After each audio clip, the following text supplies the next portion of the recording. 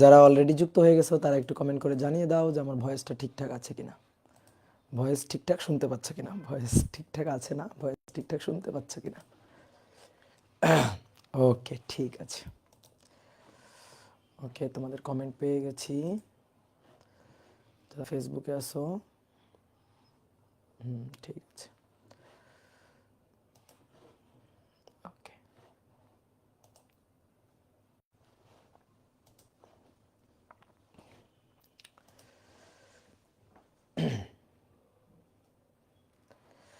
ভাইয়া ইলেকশনের বন্ধ নাই? না, ইলেকশনের কোনো বন্ধ নাই, অনলাইন পরে পড়াই, ইলেকশনের কোনো বন্ধ নাই।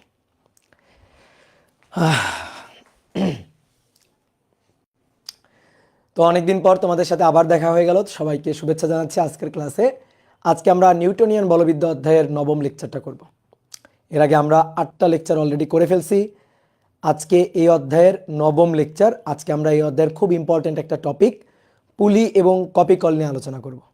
এই অধ্যায়ের খুবই ইম্পর্টেন্ট একটা টপিক এবং অ্যাডমিশন টেস্টের জন্য বিশেষ করে খুবই খুবই গুরুত্বপূর্ণ।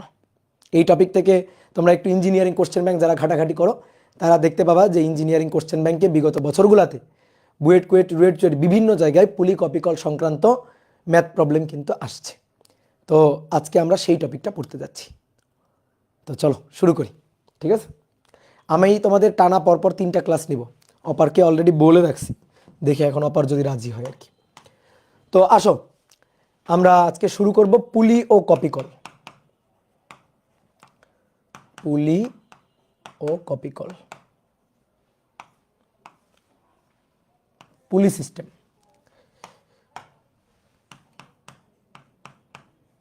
পুলি সিস্টেম, ওকে। তো পুলি জিনিসটা কি তোমরা দেখে থাকবা, যারা মনে করো যে একটু গ্রামে ট্রামে গেছো তারা একটু দেখে থাকবা যে কুয়া থেকে পানি তোলার জন্য, ধরো এটা একটা কুয়া, এই কুয়া থেকে পানি তুলতে হবে। তো কুয়া থেকে পানি তোলার জন্য ধরো তুমি এখানে দাঁড়িয়ে কুয়া থেকে পানি তুলবা, এটা আঁকার দরকার নেই, এটা জাস্ট ধারণা দেওয়ার জন্য। তো দেখবা এই কুয়ার এই পাশে দুটো খুঁটি পোতা থাকে, এই যে দুটো খুঁটি, তারপরে উপরে আবার আর একটা খুঁটি এভাবে অনুভূমিকভাবে রাখা থাকে এই দুটো খুঁটির উপরে। তারপরে এই যে খুঁটিটা, এই খুঁটিটা থেকে একটা এরকম চাকার মতো কাঠামো ঝুলানো থাকে, চাকার মতো ছোট্ট, বেশি বড় না, খুবই ছোট্ট একটা কাঠামো, এরকম চাকার মতো খুবই ছোট্ট একটা কাঠামো এখান থেকে ঝুলানো থাকে, ওকে। এইবার একটা দড়ি দিয়ে, একটা দড়ির এক প্রান্ত এভাবে ফেলা থাকে কূপের মধ্যে বা কুয়ার মধ্যে, আর এক প্রান্ত তোমার হাতে ধরা থাকবে। এই যে প্রান্ত এখানে ফেলা আছে, এই যে কুয়ার মধ্যে যে প্রান্ত ফেলা, এই প্রান্তের সাথে একটা বালতি বাঁধা থাকবে, এই যে বালতি বাঁধা থাকবে। তাহলে তুমি কি করবা, এটা যে গভীর কূপ, এখানে পানি আছে, তো এটা পানি ভরবে, পানি ভরে যাওয়ার পরে তারপরে তুমি এখানে দাঁড়িয়ে আস্তে আস্তে দড়িটাকে টানতে থাকবা। তাহলে দড়িটাকে টানতে থাকলে কি হবে, এই যে পুলি সিস্টেমটা এটা আস্তে আস্তে ঘুরতে থাকবে, আর তখন তুমি এটাকে টানার সাথে সাথে দেখবা এই বালতিটা আস্তে করে উপরের দিকে উঠে আসছে। তুমি যদি এই চাকার মতো এই কাঠামোটা ছাড়া তুমি যদি পানি এইভাবে টেনে তুলতে যাইতা, তোমার অনেক কষ্ট হইতো, তোমার অনেক পরিশ্রম করা লাগতো, তাই না? তো যদি এইভাবে আমি টানি, এইভাবে দড়ি টেনে যদি এখান থেকে পানি তুলি, তাহলে তুলনামূলক অনেক কি হবে, সহজে পানি তোলা যাবে, তাই না? তো এই যে চাকার মতো এই যে কাঠামোটা, এই কাঠামোটাকে বলা হয় হচ্ছে পুলি। এই যে চাকার মতো এই যে কাঠামোটা, এই কাঠামোটাকে বলা হয় পুলি। কি ক্লিয়ার? ভাইয়া এই অধ্যায় শেষ হতে কয়টা ক্লাস লাগবে? মিনিমাম 100টা ক্লাস লাগবে। আর এই কথা আমাকে জিজ্ঞেস করবে না, ঠিক আছে? পড়াশোনা নাই, খালি ক্লাস শেষ হইতে কয়টা ক্লাস লাগবে, অধ্যায় শেষ হইতে কয়টা ক্লাস লাগবে, কখন ছুটি দিবেন, এইসব ফালতু প্রশ্ন করে পড়ালেখার নামে খোঁজ নেই। তো এই যে চাকার মতো কাঠামোটা, এই কাঠামোটাকে বলা হয় হচ্ছে পুলি। কি কথা বুঝছো? তাহলে আমরা এই পুলি সিস্টেম নিয়ে আলোচনা করব, পুলি সিস্টেমের ত্বরণ এগুলা নিয়ে আমরা আলোচনা করব। তো একটা কথা আগে একটু বলে নিই, আমরা এখন মনে করো যে ইন্টারমিডিয়েটে এই টপিকটা নিয়ে আলোচনা করছি, তো এই কারণে আমরা কিছু আদর্শ পুলি সিস্টেম ধরে নিব। আদর্শ পুলি সিস্টেম ধরে নিব। আদর্শ পুলি সিস্টেমের এই যে চাকার মতো এই যে ছোট্ট যে কাঠামোটা আছে, এই কাঠামোর ভর হবে অতি নগণ্য, মানে ভরহীন ধরে নিব আমরা। আর একটা জিনিস হচ্ছে, ধরো এই যে চাকার মতো কাঠামোটা, এটাকে আমি একটু জুম করে যদি আঁকি, এই যে চাকার মতো কাঠামোটা, এর উপর দিয়ে যখন এই যে দড়িটা চলবে, এর উপর দিয়ে যখন দড়িটা গতিশীল হবে, তখন এই দড়ির তলের সাথে এই যে চাকার তলের একটা ফ্রিকশন হবে, ঘর্ষণ হবে। তো আমরা আপাতত ঘর্ষণহীন চিন্তা করব, যেখানে কোনো ঘর্ষণ নাই এরকম আমরা চিন্তা করব। কি কথা বুঝছো? তাহলে এই পুলি সিস্টেমের এই দড়ি এবং এই যে চাকাটা, এই চাকার তলে কোনো ফ্রিকশন নাই, এইটা আমরা চিন্তা করব। কি ক্লিয়ার? তাহলে দুইটা জিনিস আমাদের ধরে নিতে হবে। এক, এই পুলি ভরহীন, আর দড়ি এবং এই যে পুলি এদের যে সংস্পর্শ তল, এই সংস্পর্শ তলে কোনো ফ্রিকশন নাই, অর্থাৎ পুলিটা হবে ফ্রিকশনহীন, ঘর্ষণহীন পুলি হবে। তাহলে এই জিনিসগুলো আমরা একটু ধরে নিব। তাহলে আসো আমরা এই পুলি সিস্টেমের জন্য সাধারণ ত্বরণ হিসাব নিকাশ করতে চাই। তাহলে আমরা একটা পুলি একটু আঁকি। তো পুলিটাকে আমি একটু বেশ বড় করে জুম করে দেখাচ্ছি, ঠিক আছে? এটা ছোট্ট একটা চাকার মতো কাঠামো, তো এটাকে আমি একটু বড় করে জুম করে দেখালাম। এই যে এই চাকার মতো কাঠামোটা, তো এইটা কোনো দৃঢ় অবলম্বন বা সিলিং থেকে ঝুলানো আছে। এইবার একটা দড়ি নিলাম, একটা দড়ি বা সুতা নিয়ে এই পুলির উপর দিয়ে এই যে দুই পাশে রাখলাম। এইবার এর এই পাশে দড়ির সাথে সংযুক্ত একটা ভর, যে ভরটাকে আমরা বললাম এটা হচ্ছে M1, আর এই পাশে দড়ির সাথে সংযুক্ত একটা ভর, এই ভরটাকে আমরা বললাম হচ্ছে M2। ওকে, তাহলে পুলির ক্ষেত্রে আমরা কি ধরে নিছি বলো তো, একটু লিখে নিই। যে পুলিটা হবে, পুলির দুইটা বৈশিষ্ট্য, একটা হচ্ছে ভরহীন এবং দুই নম্বর যে ইম্পর্টেন্ট বৈশিষ্ট্যটা সেটা হচ্ছে ঘর্ষণহীন, অর্থাৎ সুতা ও পুলির সংস্পর্শ তলে ঘর্ষণ নাই। পুলির সংস্পর্শ তলটা ঘর্ষণহীন, একেবারে কোনো ফ্রিকশন নাই। ঠিক আছে? এই যে এই দুইটা জিনিস আমাদের ধরে নিতে হবে। পুলির ক্ষেত্রে এই দুইটা জিনিস সত্য। আর সুতার ক্ষেত্রে, এই যে সুতা দিয়ে বাঁধা আছে না, এই সুতার ক্ষেত্রে আমাদের দুইটা জিনিস ধরে নিতে হবে, যে দড়ি বা সুতা। এই দড়ি বা সুতার ক্ষেত্রেও দুইটা জিনিস সত্য।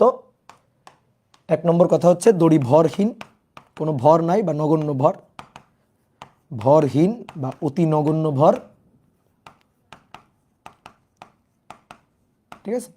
আর একটা ইম্পর্টেন্ট কথা হচ্ছে দড়ি অপ্রসারণশীল। দড়ি অপ্রসারণশীল মানে দড়ি প্রসারিত হয় না, ইলাস্টিক না আর কি। রাবারের মতো, রাবার যেমন টানলে প্রসারিত হয়, এরকম প্রসারিত হয় না। এই দড়িকে টেনে তুমি প্রসারিত করতে পারবে না, দড়ির স্থিতিস্থাপকতা ওরকম নাই। তো এইবার আসো, এই যে পুলি সিস্টেম, এই পুলি সিস্টেমের উপর দুটো ভর আছে, দড়িতে দুটো ভর আছে। এই পাশে একটা ভর আছে M1, এই পাশে একটা ভর আছে M2। তাহলে এবার কি হবে, আমি তোমাকে মেনশন করে দিলাম M1 is greater than M2, M1 is greater than M2। কি ক্লিয়ার? তাহলে M1টা বড়, M2টা ছোট, M1 is greater than M2 বলে দিছি আমি। তাহলে এইবার তুমি একটু মনে মনে চিন্তা করো তো, বলো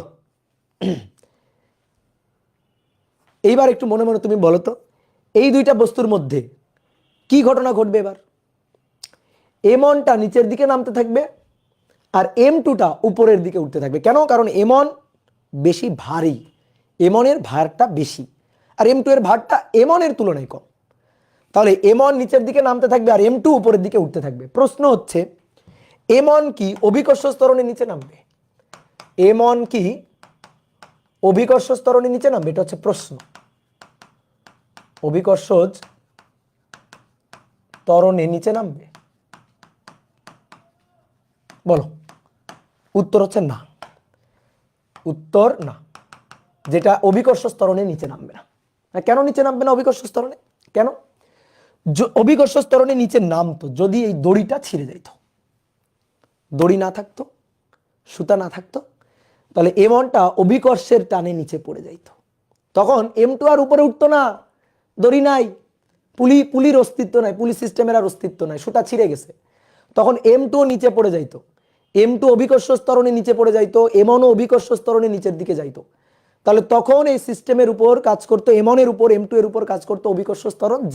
বাট যতক্ষণ সুতা অক্ষত থাকবে, সুতা ছিঁড়বে না, তখন M1 হ্যাঁ নিচের দিকে নামবে, আস্তে আস্তে M1 যত নিচের দিকে নামবে তত তার বেগ বাড়তে থাকবে।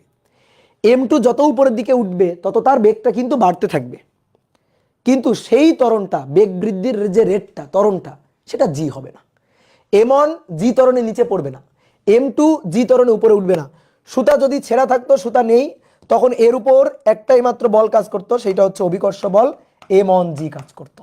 তাহলে তখন দেখো একটাই বল M1G, তাহলে M1G ত্বরণ সৃষ্টি করবে। তো আমরা নিউটনের সূত্রে পড়ছি F = ma, F = ma, তো F = হচ্ছে M1G, একটাই বল কাজ করছে এর উপর, নিট বল একটাই বল, তাহলে M1G = M1a। এবার M1 দুই পাশ থেকে কেটে দিতাম, a = g হইতো যদি একটা বল কাজ করতো, বাট এর উপর কিন্তু একটা বল নেই, উপরে দড়ি বাঁধা আছে, তাহলে দড়ির একটা টান কিন্তু উপরে কাজ করছে, সুতরাং এইটা জি ত্বরণে নিচে নামবে না, অন্য একটা ত্বরণে নিচের দিকে নামবে, অন্য আর একটা লব্ধি ত্বরণ নিয়ে নিচের দিকে নামবে, বুঝলাম? এইবার শোনো, M1 এর ত্বরণ আর M2 এর ত্বরণ, এই দুটো ত্বরণ কিন্তু সেম ত্বরণ হবে। অনেকে ভাবতে পারে কেন ভাই, M1 ভারী তার ত্বরণ বেশি হবে, M2 হালকা তার ত্বরণ কম হবে? উত্তর হচ্ছে না, দুটোরই ত্বরণ সেম হবে, আর দুটোর এই ত্বরণকে বলা হবে সাধারণ ত্বরণ, ঠিক আছে, কমন এক্সেলারেশন। আমরা সেই কমন এক্সেলারেশনটা বের করতে চাই। তাহলে আমাদের এখন কাজ হচ্ছে এই যে পুলি সিস্টেম, এই পুলি সিস্টেমের কমন এক্সেলারেশন, অর্থাৎ M1 কত ত্বরণে নিচে নামবে আর M2 কত ত্বরণে উপরে উঠবে, সেই সাধারণ ত্বরণটা বের করা, সাধারণ ত্বরণটা বের করা, সাধারণ ত্বরণ এটা আমরা বের করতে চাই। এটা হচ্ছে আমাদের কোশ্চেন, যে আমরা সাধারণ ত্বরণ এ বের করতে চাই, এই যে দড়ি, এই দড়ির টান বের করতে চাই, সুতার বা দড়ির টান বের করতে চাই, সুতার টান বের করতে চাই, এইগুলো হচ্ছে আমাদের দরকার। তো চলো এবার আমাদের হিসাব নিকাশ। তো যেটা বলতেছিলাম, অনেকে ভাবতে পারে যে M1 বেশি ত্বরণে নিচে নামছে আর M2 কম ত্বরণে উপরে উঠছে, অনেকে এটা ভাবতে পারে। দেখো হবে না, তুমি দেখো তো, আচ্ছা ধরেই নিলাম তর্কের খাতিরে, ধরো আমি প্রথমে ধরে নিলাম M1 বেশি ত্বরণে নিচে নামছে আর M2 কম ত্বরণে উপরে উঠছে। দেখি তোমরা কেমন চিন্তা করতে পারো, বলো তো ভাই, M1 যদি বেশি ত্বরণে নিচের দিকে নামে আর M2 যদি কম ত্বরণে উপরের দিকে ওঠে, কি ঘটনাটা ঘটবে বলো তো? ঠিক আছে, বলো কি ঘটনাটা ঘটবে? দড়ি ছিঁড়ে যাবে। M1 দ্রুত নিচের দিকে নামতেছে আর M2 আস্তে আস্তে উপরে উঠতেছে, তাহলে দড়িতে এইটুকু, তাহলে যদি এরকম হয় তাহলে তো এটা তাড়াতাড়ি নিচের দিকে চলে যাবে, এটা আস্তে আস্তে উপরে উঠতেছে, তার মানে এদের মধ্যকার দূরত্ব তো বাড়বে, তাহলে দড়ির দৈর্ঘ্য তো বাড়তে হবে। তো দড়ি তো অপ্রসারণশীল, এই কারণেই বলে রাখছিলাম দড়ি অপ্রসারণশীল, তাহলে দড়ি অপ্রসারণশীল হলে তো দড়ি ছিঁড়ে যাবে, তা তো হবে না। তাহলে দড়ি অক্ষত থাকবে, দড়ি ছিঁড়বে না, তাহলে দুইটার আলাদা ত্বরণ হইতে পারে না। এবার অনেকে মনে করতে ভাই ধরেন এইটার ত্বরণ হইল কম, এইটার ত্বরণ হইল ঊর্ধ্বমুখী ত্বরণ হইল বেশি, তখন কি হবে? তখন মনে হবে যেন ভূত আসছে, ঠিক আছে, তখন তোমার মনে হবে ভূতে ধরছে। কেমনে? চিন্তা করো, এইটা আস্তে আস্তে নিচে যাচ্ছে, এটা দ্রুত উপরে উঠে যাচ্ছে, এটা দ্রুত উপরে উঠে যাচ্ছে, এর বেগ দ্রুত বৃদ্ধি পাচ্ছে, আর এর আস্তে আস্তে, এর তুলনায় আস্তে আস্তে বৃদ্ধি পাচ্ছে।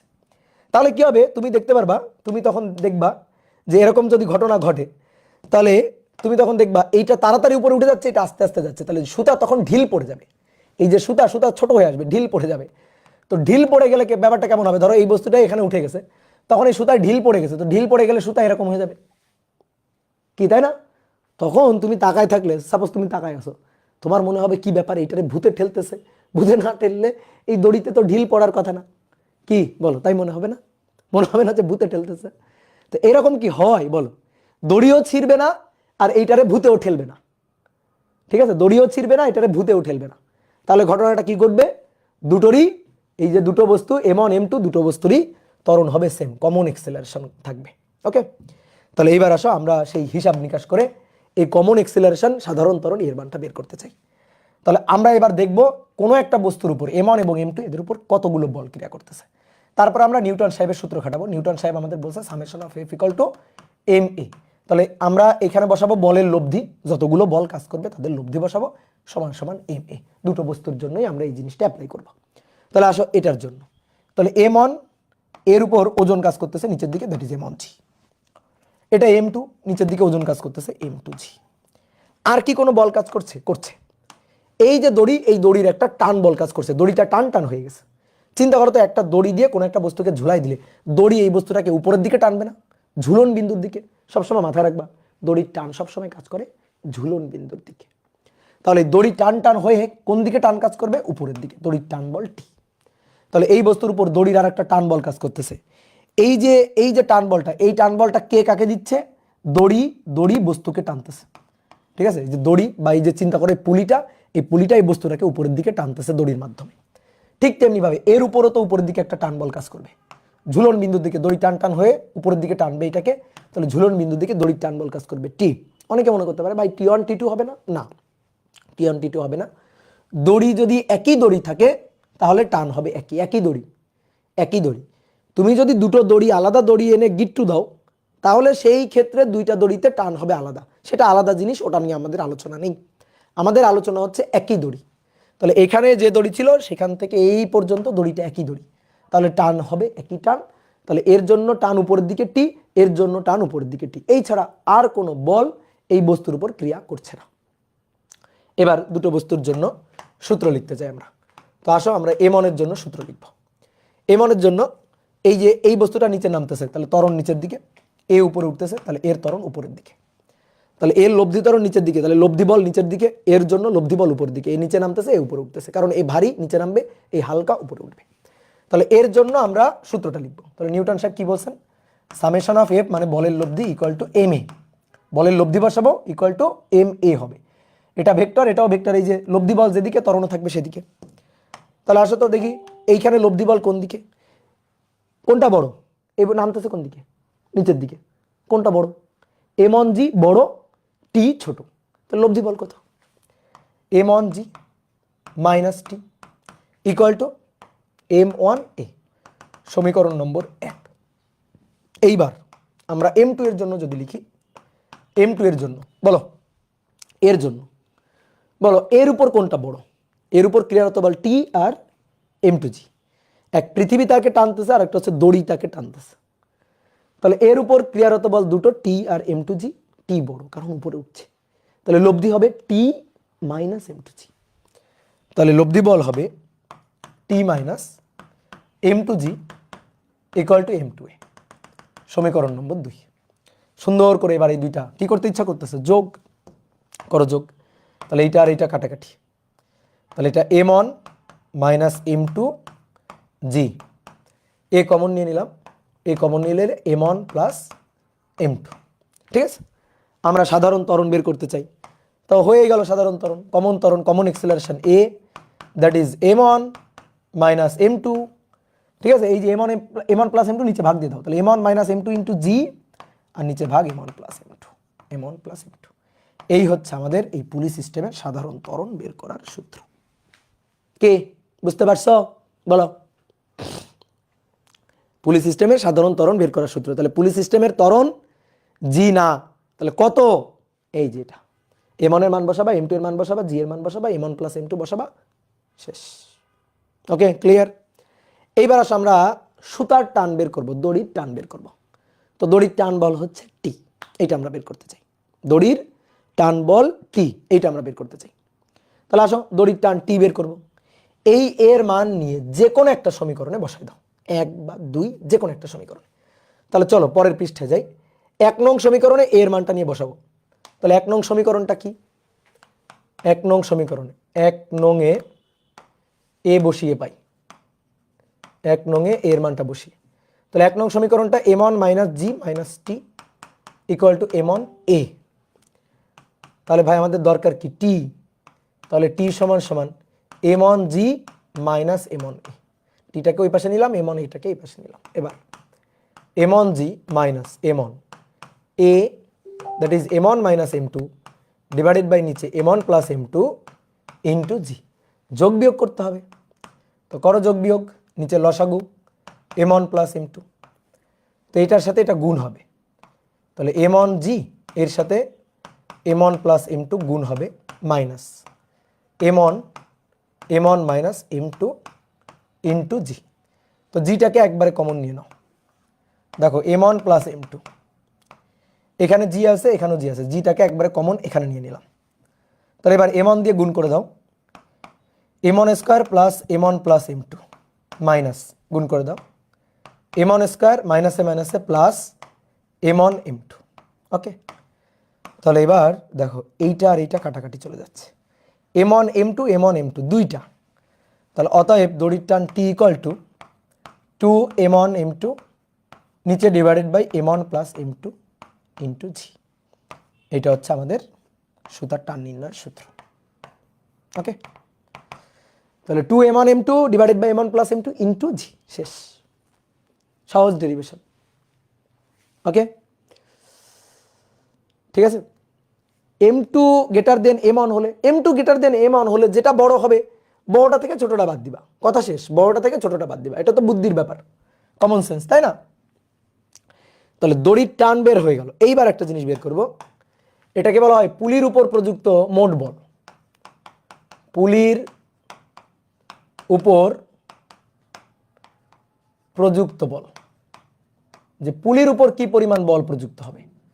পুলির উপর প্রযুক্ত বল, দেখো এই জিনিসটা ভালো করে বুঝতে হবে। এইটা মনে করো অনেক জায়গায় তোমাকে পড়াবে না, কিন্তু এটা জানতে হবে খুব ভালো করে। এই পুলিটাকে একটা সিলিং থেকে ঝুলানো আছে না, তাহলে এই সিলিং থেকে তো একটা দড়ির মাধ্যমে ঝুলানো আছে নাকি?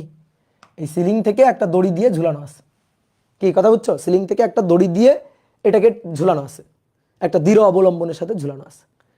তা আমরা এর উপর প্রযুক্ত টোটাল বল হিসাব করতে চাই। আসো নিউটনের লকে একেবারে কাটাছেড়া করে অ্যানালাইসিস করব। নিউটনের লকে একেবারে কাটাছেড়া করে অ্যানালাইসিস করব। তাহলে এই ছিল একটা বস্তু, দ্যাট ইজ m1। এই ছিল একটা বস্তু, এটা ছিল m2।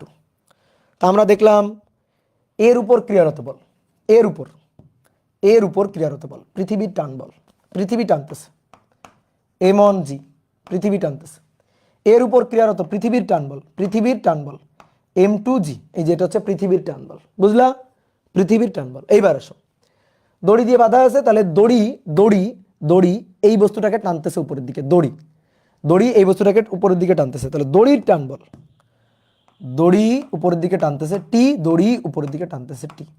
টান সবসময় জোড়ায় জোড়ায় কাজ করে, টান সর্বদা জোড়ায় জোড়ায় কাজ করে। তাহলে চিন্তা করো একটু কমন সেন্স খাটাও, বুদ্ধি খাটাও।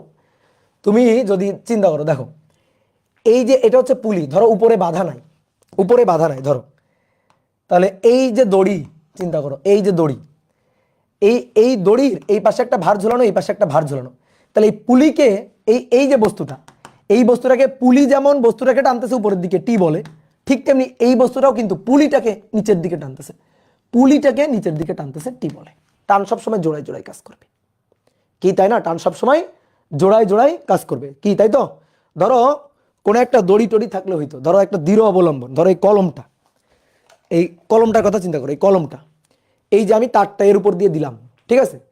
এবার আমি দেখো এক পাশে, এই যে দুই পাশে, ধরো এই পাশে এই হাত দিয়ে ধরলাম, আর একটা হাত হইলে তো ভালো হইতো, কিন্তু মানুষের হাত তো দুইটা, কি করবো এখন? আচ্ছা দেখো, আমি মনে করো দুইটা তারকে এক হাত দিয়ে ধরছি, এই যে দুইটা তারকে এক হাত দিয়ে ধরছি, এই যে দুইটা তার, দেখো আমি এইভাবে টানতেছি, কলমটাকে আমি ধরে রাখছি, এইভাবে টানতেছি। তাহলে এই যে দুটো তার দেখতে পাচ্ছ, দুটো তার টান টান হয়ে গেছে না? তাহলে তারে টান বল দেখাবা, তাহলে এই যে আমার হাত মানে বস্তুটায় যেটা ঝুলানো হয়েছে, তাহলে এইটা পুলিকে টানতেছে নিচের দিকে, পুলিকে টানতেছে নিচের দিকে, আর পুলি বস্তুটাকে টানতেছে উপরের দিকে। কি কথা বুঝছো? যেমন আমার এই দুইটা হাতের কথা চিন্তা করো, দুইটা হাত, আমার এই হাতটা এই উপরের হাতটাকে নিচের দিকে টানতেছে, আর উপরের হাতটা নিচের হাতটাকে দড়ির মাধ্যমে উপরের দিকে টানতেছে। তাহলে টান জোড়ায় জোড়ায় এইভাবে টানতেছি, তাহলে টান জোড়ায় জোড়ায় কাজ করতেছে, টান এদিকে টান এদিকে, টান জোড়ায় জোড়ায় কাজ করতেছে। আমি যদি এক হাত দিয়ে টান বন্ধ করে দিই, তাহলে আর এক হাতে টান থাকবে না। আমি এক হাত দিয়ে টান বন্ধ করে দিলে আর এক হাতে টান থাকবে না। ধরো এই যে এই হাত সরাই নিলাম, দেখো এই হাতে আর কোনো টান নাই, কি কথা বুঝলা? এই হাতে আর কোনো টান নাই। তাহলে এই বস্তু পুলিকে টানতেছে নিচের দিকে, বস্তু পুলিটাকে টানতেছে নিচের দিকে, আর পুলিটা বস্তুটাকে টানতেছে উপরের দিকে, টান জোড়ায় জোড়ায় কাজ করবে। ঠিক তেমনি ভাবে এই পাশের যে বস্তুটা, এই বস্তুটা পুলিটাকে টানতেছে নিচের দিকে, আর পুলি বস্তুটাকে টানতেছে উপরের দিকে। আমরা একটু আগে বস্তুর উপর বলকে অ্যানালাইসিস করছি, কিন্তু এবার কি লিখবো? পুলির উপর প্রযুক্ত বল। তাহলে পুলির উপর প্রযুক্ত বলকে অ্যানালাইসিস করা লাগবে না? তাহলে বলো পুলির উপর প্রযুক্ত বল, তোমরা দেখাবো আমারে পুলির উপর প্রযুক্ত বল। তাহলে এই বস্তু পুলিকে নিচের দিকে টানতেছে, তাই না? এইদিকে একটা ক্রিয়ারত বল টি, দুটা বল, পুলির উপর এইদিকে একটা ক্রিয়ারত বল টি বল, পুলির উপর এইদিকে একটা ক্রিয়ারত বল টি বল। বলো বুঝছো কিনা? এই দুইটা জিনিস বুঝছো কিনা? সুন্দর করে বুঝছো কিনা? এবার বলো, যদি এইরকম দুইটা বল কাজ করে, তাহলে তো পুলির তো নিচে পড়ে যাওয়ার কথা, কেন পড়ে যাচ্ছে না? পুলির তো নিচে পড়ে যাওয়ার কথা। এই বস্তু দুটো পুলিটাকে টানতেছে, তো পুলি তো নিচে পড়ে যাওয়ার কথা, কেন পড়ছে না? বলো বলো, কেন পড়ছে না? উপরে ধরে আসে না, ওই যে উপরে তার ধরে আসে না? তাহলে উপরের যে তারটা, এই যে এইবার উপরের তারের কাহিনী, উপরের যে তারটা উপরে যে ধরে আছে, তো এটাকে অন্য কালি দিয়ে লিখি। এই যে উপরে সিলিং এ ঝুলানো আছে না, তাহলে এই যে আরেকটা দড়ি, তাহলে এই দড়িতে আরেকটা টান বল কাজ করতেছে। তো এই দড়ির এই টান বলটাকে উপরের দিকে পুলিটাকে ধরে রাখছে, না হলে তো নিচে পড়ে যাইতো। তাহলে এই এই যে সিলিংটা পুলিটাকে দড়ির মাধ্যমে উপরের দিকে আবার টানতেছে, এইভাবে টানতেছে। এই বলটা হচ্ছে এফ, এই বলটাই আমরা বের করতে চাই। কি কথা বুঝছো? এই বলটা এফ, এইটা আমরা বের করতে চাই। এইবার কথা হচ্ছে, বলো তো এই দড়িটা কি আগের দড়িটা? বলো এই দুইটা কি আগের দড়িটা? অনেকে বলতে ভাই টান টি দিলেন, টান টি দিলেন, ওইটা কেন এফ ধরলেন? ওটা তো অন্য একটা দড়ি। ওই ওই উপরের দড়িটার সাথে যে দড়ি দিয়ে আমি পুলিটাকে বেঁধে রাখছি, তার সাথে তো এই দড়ির কোনো সম্পর্ক নেই। আছে? আছে, সম্পর্ক আছে। তাহলে ওটা তো অন্য একটা দড়ি। তাহলে ওই দড়ির যে টান বল, সেটাকে তুমি টি ড্যাশ বলতে পারো, বা আমি সেটাকে এফ বললাম। তাহলে পুলির উপর প্রযুক্ত বল, এই যে পুলিটা, এই পুলির উপর প্রযুক্ত বল, এই এফটা আমরা বের করতে চাই। পুলির কি কোনো গতি আছে? বলো, পুলি নিচে নামছে না উপরে উঠছে? পুলিটা নিচে নামছে না উপরে উঠছে? কিছুই হয় নাই, স্থির আছে। তাহলে পুলির কোনো গতি নাই, পুলির কোনো ত্বরণ নাই, পুলির কিন্তু কোনো ত্বরণ নাই। তাহলে পুলির উপর নিচের দিকে বল সমান সমান উপরের দিকে বল। এখন অনেকে বলতে পারে ভাই আপনি একটা ভুল করে ফেলছেন। কি ভুল? এই পুলির তো একটা ওজন আছে নিচের দিকে, সেটা যে নেননি। এই যে এটা তো নিব না ভাই, এটা তো নিব না। কেন নিব না? এই যে বলে দিছি না, পুলি ভরহীন। আমরা ছোট মানুষ, আমরা আপাতত পুলি ভরহীন চিন্তা করব, তাই না? এই যে কাহিনী, বুঝছো? ঠিক আছে, এই কথাগুলো কিন্তু সবাই বলবে না, এই কথাগুলো কিন্তু লুকানো কথাবার্তা। এই জিনিসগুলো ভালো করে বুঝতে হবে। তাহলে এই ওজনটা এমজিটা আমি নিব না। তাহলে তুমি বলো এর উপর নিচের দিকে বল কোনটা? নিচের দিকে বল কতটুকু? এই পুলির উপর নিচের দিকে বল কতটুকু? এই যে বস্তু দুটো পুলিটাকে টানতেছে নিচের দিকে, কতটুকু বলে? টি প্লাস টি, 2t, তাই না? ওকে। আর উপরের দিকে বল কত? উপরের দিকে বলটা কত? এফ, তাই তো? তাহলে এবার বলো এই পুলিটা উপরে গেছে না নিচে গেছে? কোনো দিকে যায় নাই। তাহলে উপরে গেছে না নিচে গেছে? কোনো দিকে যায় নাই, ওখানে স্থির আছে। তাহলে এফ বড় না 2t বড়? নিচের দিকে বল কিন্তু 2t। তাহলে এফ সমান সমান 2t না? এফ সমান সমান টি প্লাস টি, 2t। না এফ বড় না 2t বড়। যদি এফ বড় হইতো তাহলে তো পুলি উপরের দিকে উঠে যাইতো, তাহলে আমরা বলতাম যে পুলি উপরে গতিশীল ত্বরণ নিয়ে। আর যদি 2t বড় হইতো তাহলে নিচের দিকে নামতে থাকতো, কিন্তু তা হয় নাই। তো কি আছে? স্থির আছে। তাহলে স্থির থাকা মানে উপরের দিকে প্রযুক্ত বল এফ, আর নিচের দিকে প্রযুক্ত বল, পুলির উপর প্রযুক্ত বল 2t। তো এফ সমান সমান 2t, এই হচ্ছে কথা। ওকে, ক্লিয়ার? তাহলে পুলির উপর প্রযুক্ত বল এফ সমান সমান 2t, এফ সমান সমান 2t, এটা মাথায় রাখবা। অথবা তুমি চাইলে এফ সমান সমান 2 ইন্টু টি, এই যে টি না, তাহলে 2 গুণ 2 4, বুঝছো? 4m1 plus m2 divided by m1 plus m2 into g. এটা হচ্ছে পুলির উপর প্রযুক্ত বল। ঠিক আছে, পুলির উপর প্রযুক্ত বল, এই হচ্ছে কাহিনী। বলো বলো, বুঝছো কিনা? ঠিক আছে, না বুঝলে কিন্তু মায়ের হবে, বুঝতে হবে। কেন বুঝবা না তুমি? কপি কল আর পুলি কি সেম? হ্যাঁ, ওই পুলিটাকে বলা হচ্ছে কপি কল, পুলি বা কপি কল আর কি। ঠিক আছে, পুলি বা কপি কল। কপি কল মানে হচ্ছে এই যে এই পুলি সিস্টেম, তার এখানে একটা আংটা দিয়ে এই বস্তুটাকে ঝুলানো আছে না, এই যে আংটা, এগুলো হচ্ছে কপি কল। আংটা দিয়ে ঝুলানো আছে, আমরা তো জাস্ট বেঁধে রাখছি। অনেক সময় দেখবা গাড়ি খাদে পড়ে গেলে, অনেক সময় ধরো একটা গাড়ি খাদে পড়ে গেছে, তো এটা হচ্ছে একটা গাড়িটাকে খাদে পড়ে গেছে, টেনে তুলতে হবে। তো টেনে তোলার জন্য কি করা হয়? ওই যে ক্রেন নিয়ে আসা হয়। তো ক্রেনে দেখবা এই যে ক্রেনের এরকম এই যে কপি কল আছে, এই এরকম আংটার মতো। তারপরে কি হয়? দড়ি বাঁধে, এটাতে দড়ি বেঁধে এই কপি কলে ঝুলাই দিয়ে গাড়িটাকে টেনে তোলা হয়। বুঝলা? লাস্টেরটা বুঝিনি, লাস্টেরটা বুঝনি কেন? লাস্টেরটা কেন বুঝবা না? লাস্টেরটা তো খুব সহজ। এই পুলির উপর নিচের দিকে বল টি প্লাস টি, 2t, আর উপরের দিকে বল হচ্ছে এফ। পুলি স্থির আছে কিনা? স্থির আছে, তাহলে এফ সমান সমান 2t, শেষ, এইটুকুই। আর পুলির কোনো ওজন নেই বলে নিচে কোনো এমজি বল নেই, পুলি তো ওজনহীন। তাহলে 2t সমান সমান এফ, এই হচ্ছে কাহিনী। কি বুঝছো বলো? ওকে, আচ্ছা এবার আসো নেক্সট। মোটামুটি আমাদের পুলিশ সিস্টেমের হিসাব নিকাশ হয়ে গেছে। এবার আসো এই পুলিশ সিস্টেমের যে হিসাব নিকাশ করলাম তার শর্টকাট, এই যে ত্বরণ বের করার শর্টকাট তোমারে বলি, শোনো। একটা পুলি সিস্টেম, কোনো সিলিং থেকে ঝুলানো আছে, দড়ি দিয়ে দুই পাশে ভার ঝুলানো আছে। এই যে দড়ি দিয়ে দুই পাশে ভার ঝুলানো আছে, এই পাশে প্রযুক্ত ভার হচ্ছে M1 আর এই পাশে প্রযুক্ত ভার হচ্ছে M2। ঠিক আছে, তা আমরা এই সিস্টেমের ত্বরণ বের করতে চাই। ধরো M1 বড়, M2 ছোট, ধরে নিলাম। M2 বড় হইতে পারে, M1 ছোট হইতে পারে, কোনো ব্যাপার না। তা আমরা শর্টকাটে ত্বরণ বের করব। দেখো, যে কোনো সিস্টেমের জন্য তোমাকে আমি ব্লক টানা ঠেলা এই ক্ষেত্রে, তারপরে আরও দু একটা ক্ষেত্রে আমি তোমাকে সবসময় দেখাইছি যে কোনো একটা সিস্টেমের উপর প্রযুক্ত টোটাল বলকে, প্রযুক্ত বাহ্যিক বলকে আমি যদি টোটাল ভর দিয়ে ভাগ দিই তাহলে ওই সিস্টেমের ত্বরণ পাওয়া যায়। সেখানে যদি অনেকগুলো ভর থাকে তাহলে পুরো ভর সিস্টেমের ত্বরণ আমরা ওইভাবে পাই। তাহলে পুরো ভর সিস্টেমের ত্বরণ এটার শর্টকাট সূত্র হচ্ছে F external divided by summation of M। তারপর আমি বহুতবার এই সূত্র লিখে দিছি। এটাই হচ্ছে মূল শর্টকাট সূত্র, এটাই হচ্ছে ত্বরণ বের করার মূল শর্টকাট সূত্র। এখানেও তাই, এখানেও এর কোনো ব্যতিক্রম নেই, এই জায়গাটাতেও এর কোনো ব্যতিক্রম নেই, এখানেও তাই আছে। এই পুলি সিস্টেমের উপর বাহ্যিক কোনো বল নিব না, আমি নিব এই বস্তুগুলোর উপর প্রযুক্ত, বাহ্যিক বলতেছি, ইন্টারনাল কোনো বল নিব না, আমি নিব এই বস্তু দুইটার উপর প্রযুক্ত বাহ্যিক বল, জাস্ট বাহ্যিক বলের উপর কনসার্ন থাকবো আমি। ঠিক আছে, জাস্ট বাহ্যিক বলের উপর কনসার্ন থাকবো। বাহ্যিক বল হচ্ছে ওজন। এই যে পৃথিবী এই বস্তুটাকে টানতেছে নিচের দিকে M1G, পৃথিবী এই বস্তুটাকে নিচের দিকে টানতেছে M2G, এই দুটাই হচ্ছে বাহ্যিক বল, এক্সটার্নাল ফোর্স। তাহলে এই সিস্টেমের উপর প্রযুক্ত নিট বল, দেখো দড়ির টান বল, এগুলা কিন্তু ইন্টারনাল ফোর্স। এই যে ওজন, এই ওজনের কারণেই কিন্তু দড়ির টান আছে। ওজন যদি না থাকতো তাহলে দড়ির টান থাকতো না, ওজন যদি না থাকতো তাহলে দড়ির টান থাকতো না। আমি তোমাকে বলছিলাম যে দড়ির টান বল, তারপরে দুইটা তলে প্রতিক্রিয়া বল, এগুলা সব ইন্টারনাল ফোর্স। তাহলে এখানে দড়ির টান ইন্টারনাল ফোর্স, আমরা কোনো ইন্টারনাল ফোর্স আঁকবো না, শুধু এক্সটার্নাল M1G M2G দুইটা এক্সটার্নাল ফোর্স আমরা আঁকলাম। কি ক্লিয়ার? দুইটা এক্সটার্নাল ফোর্স আমরা নিলাম। এইবার আমাদের কি করতে হবে, এখান থেকে ত্বরণ বের করতে হবে। তাহলে ত্বরণ হবে F external divided by summation of M। এইটা হচ্ছে বলের লব্ধি, এটা হচ্ছে প্রযুক্ত বলের লব্ধি। তাহলে বাহ্যিক বল তো দুটো, বাহ্যিক বল কয়টা? দুটো, এই একটা আর এই একটা। তাহলে দুটো বলের লব্ধি। দেখো তো দুটো বল কোন দিকে? নিচের দিকে না? M1G কোন দিকে? নিচের দিকে। M2G কোন দিকে? নিচের দিকে। তাহলে লব্ধি বল কত বলো? বলো লব্ধি বল কত? A equal to F external divided by summation of M। বলো লব্ধি বল, দুটোই নিচের দিকে, দুটোই নিচের দিকে। দেখি কে বলতে পারে লব্ধি বল কত?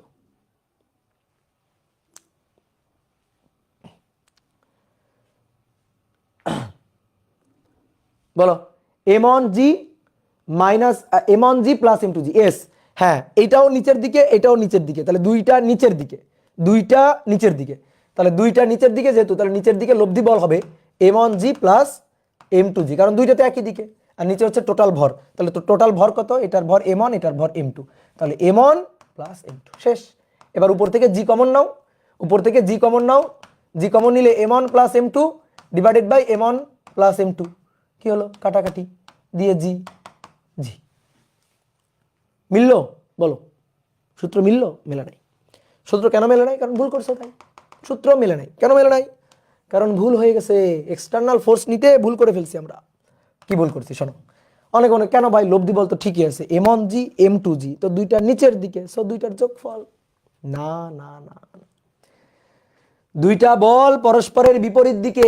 এই দড়িটাকে, দড়িটার হয়ে চিন্তা করো, দড়িটার পার্সপেক্টিভে চিন্তা করো। এই দড়িটাকে M1G এদিকে টানতেছে, M2G এদিকে টানতেছে। এই দড়িটার হয়ে চিন্তা করো, M1G M2G দুই দিকে টানতেছে, দুই দিকে। দড়ি পড়ে গেছে মাঝখানে, বুঝতে পারছো? তাহলে এইটা বড় হইলে এইটা থেকে এইটা বাদ যাবে, লব্ধি বল M1G মাইনাস M2G। বুঝতে পারছি? লব্ধি বল M1G minus M2G divided by নিচে সামেশন অফ M, অর্থাৎ M1 plus M2 summation of M। এই হচ্ছে কাহিনী। এইবার দেখো মিলে গেছে। তারপরেও যদি তোমার বুঝতে সমস্যা হয় তাহলে তুমি একটা কাজ করবা। কি কাজ? হাত সোজা করে ফেলবা। দেখো এই যে আমার হাত, হাত দুইটা এরকম আছে, এই হাত দুইটাকে আমি সোজা করে ফেললে, হাত দুইটা দুই দিকে না? এই যে দেখো হাত দুইটা দুই দিকে না? অনেকে ভাবে ভাই যখন আমি হাত দুইটা এইভাবে রাখি তখন ভাবে কি হাত দুইটা নিচের দিকে, দুইজন সবাই ভাবতেছো কি হাত দুইটা ভাই নিচের দিকে। আচ্ছা আমি যদি এরকম করি তখন কি হবে? তখন হাত দুইটা পরস্পরের বিপরীত দিকে, এইদিকে এদিকে, পরস্পরের কি বিপরীত দিকে না? তো এটাও তাই। তাহলে একটু বুদ্ধি খাটাও, বুদ্ধি খাটায় দুইটা বস্তুকে একটু এরকম ধরে সোজা করে ফেলো তো। ঠিক আছে, এই M1G M2G মনে করো এটা শক্ত দুইটা লাঠি, এই অবস্থায় সুপারগুলো আঠা দিয়ে লাগানো আছে, শক্ত দুইটা লাঠি। এইবার তুমি এইটাকে ধরে একটু সোজা করে ফেলো, দড়িকে ধরে এরকম একটু সোজা করে ফেলো। তাহলে দড়ি ধরে সোজা করে যদি ফেলো তাহলে কি হবে দেখো, তাহলে হবে এটা এমন, এটা এমন, তো তার জন্য এইদিকে এই যে এমন জি, এমন জি, ঠিক আছে, এটা এমন জি, আর এইদিকে এটা হচ্ছে M2G। কি বুঝলা? দেখো পরস্পরের বিপরীত, এই দেখো বিপরীত পরস্পর, ঠিক আছে, পরস্পরের বিপরীত।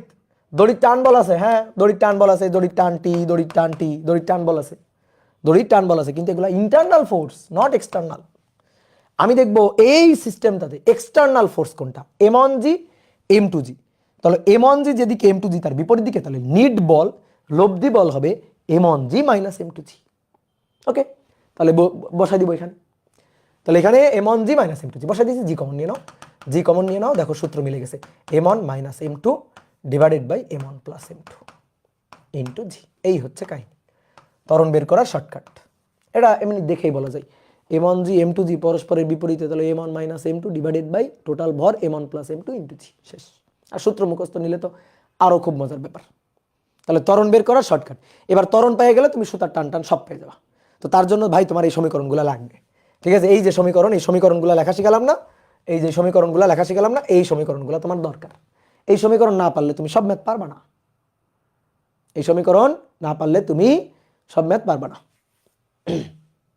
ওকে, তাহলে চলো সামনে আগাই, তাহলে চলো সামনে আগাই। তাহলে এবার দেখি দুই একটা ম্যাথ প্রবলেম সলভ করি আমরা।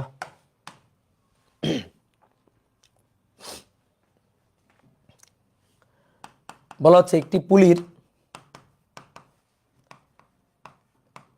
পুলিতে সংযুক্ত ভর, ঘর্ষণহীন পুলি, একটি পুলিতে সংযুক্ত ভর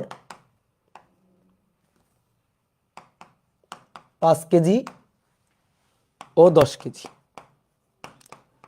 পুলি চলা শুরু করার, বুয়েটে আসা, বুয়েট 15-তে আসা, পুলি চলা শুরু করার 2 সেকেন্ড পর সুতা কেটে দিলাম, 2 সেকেন্ড পর সুতা কেটে দিলে, সুতা কেটে দিলে হালকা ভরের বস্তুটি আর কতটুকু উপরে উঠবে? হালকা ভর বস্তুটি আর কতটুকু উপরে উঠবে, এটাই হচ্ছে আমাদের কথা। ঠিক আছে, ঠিক আছে, ইমরান আজাদ তোমার নামটা নিলাম, এবার একটু পড়াশোনায় মন দাও। এইটা হচ্ছে পুলিটা, ঠিক আছে, এই পুলির কিন্তু কোনো ভারটান নাই আমরা জানি, এবং কোনো ফ্রিকশন নাই। তো এই পুলিতে সংযুক্ত ভর, দড়ি দিয়ে দুই পাশে দুইটা ভার ঝুলানো আছে, এই যে দড়ি দিয়ে দুই পাশে দুইটা ভার ঝুলানো আছে। একটা ভার হচ্ছে 10 কেজি, তাহলে ধরলাম এটা এমন, বেশি ভারীটাকে আমরা এমন ধরবো, তাহলে এমন হচ্ছে 10 কেজি, আর এইটা হচ্ছে M2, এই M2টা হচ্ছে 5 কেজি। ওকে, তো এই অবস্থায় দড়ির উপর এই পুলিটার উপর দিয়ে দড়িটাকে রেখে দুইটা ভার ঝুলায় আমি হাতটা সরাই নিছি, ছেড়ে দিছি, ছেড়ে দিলে কি হয়েছে, চলা শুরু করছে। কি হবে, এই বস্তুটা নিচের দিকে নামবে, এইটা উপরের দিকে উঠতে থাকবে, এটা যত দ্রুত নিচের দিকে নামতে থাকবে, এটা তত দ্রুত উপরের দিকে উঠতে থাকবে। অর্থাৎ এর ত্বরণ যদি এ হয়, এর ত্বরণও হবে এ, সাধারণ ত্বরণ, ঠিক আছে, সাধারণ ত্বরণ হবে এ। তাহলে এটা নিচে নামবে, সো এটা উপরে উঠবে ত্বরণ নিয়ে। তো সেই সাধারণ ত্বরণটা আগে বের করে ফেলো দেখি। যে ভাই ম্যাথে তো সাধারণ ত্বরণ বের করতে বলে নাই, বলে নাই, ঠিক আছে, আমরা ধাপে ধাপে একটু করি না, দেখি সাধারণ ত্বরণটা বের করি। যে যখন চলা শুরু করবে কত ত্বরণে চলা শুরু করবে, কি জি ত্বরণের নিচে নামবে? উত্তর হচ্ছে না, জি ত্বরণের নিচে নামবে না। তাহলে এ হবে M1 minus M2 divided by M1 plus M2 into g. তাহলে M1 হচ্ছে 10 বিয়োগ M2 হচ্ছে 5, 10 যোগ 5, জি হচ্ছে 9.8। কিদার হেমেদার ল্যাব ক্যালকুলেটর। তাহলে 10 বিয়োগ 5 ভাগ 10 যোগ 5 15 গুণ 9.8, 3.26, 3.2666 এত মিটার পার সেকেন্ড স্কয়ার। এইটা হচ্ছে ত্বরণ। তাহলে এই ত্বরণে শোনো, এই ত্বরণে ভাইয়া ক্লাসে প্রবলেম হচ্ছে? কিসের প্রবলেম বলো বলো? আমি তো এখানে সবকিছু দেখতে পাচ্ছি, এখানে তো সবকিছুই ঠিকঠাক আছে, এখানে তো সবকিছুই ঠিকঠাক আছে, কি প্রবলেম হচ্ছে বলো?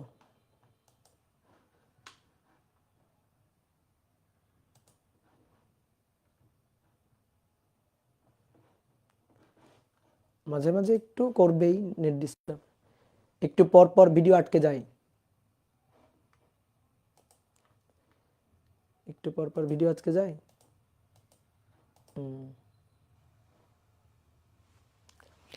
আচ্ছা একটু করে নাও, এই তো আর বেশিক্ষণ নেই, আর বেশিক্ষণ পড়াবো না। তাহলে এর মান হচ্ছে 3.266 মিটার পার সেকেন্ড স্কয়ার। এটা হচ্ছে ত্বরণ এ। তাহলে এই ত্বরণে এটা নিচে নামবে, এই ত্বরণে এটা উপরে উঠবে। এইবার শোনো, 2 সেকেন্ড পর চলা শুরু করছে, তার 2 সেকেন্ড পর ধরো এখান থেকে চলা শুরু করছে, তো এটা হচ্ছে t=0। এখান থেকে তো ধরো চলা শুরু করছে, তাহলে এটা উপরে ওঠা শুরু করছে, এটা তখন এখান থেকে নিচে নামা শুরু করছে। তো চলা শুরুর 2 সেকেন্ড পর সুতাটা কেটে দেওয়া হয়েছে। এখানে এই ম্যাথটা ভালো করে বুঝতে হবে। চলা শুরু 2 সেকেন্ড পর, তাহলে 2 সেকেন্ড ধরে, শুরু থেকে 2 সেকেন্ড ধরে এই ত্বরণ নিয়ে কিন্তু চলছে। শুরু থেকে 2 সেকেন্ড ধরে এই ত্বরণ নিয়ে এটা উপরে উঠছে, এটা নিচে নামছে। তাহলে 2 সেকেন্ড ধরে কিন্তু এই ঘটনা ঘটছে। 2 সেকেন্ড পর সুতা কেটে দিলে হালকা ভর বস্তুটি, হালকা কোনটা? 5 কেজি আর 10 কেজির মধ্যে হালকা কোনটা? এই 5 কেজি হালকা। তাহলে সে আর কতটুকু উপরে উঠবে? তাহলে দেখো এইখান থেকে 2 সেকেন্ডে কি সে এখানে বসে আছে? না, 2 সেকেন্ডে তো কিছু দূর উঠে গেছে। তাহলে 2 সেকেন্ডে সে কোথায় গেছে সেইটা আগে একটু দেখি। 2 সেকেন্ডে সে এইখানে আসছে, ধরো ধরো এখানে আসছে, তাহলে 2 সেকেন্ডে এতটুকু উঠে গেছে। তো এইখানে যখন গেছে, এই ত্বরণ নিয়ে উপরে উঠে গেছে, এটা ত্বরণ নিয়ে নিম্নগামী আর এটা ত্বরণ নিয়ে ঊর্ধ্বগামী।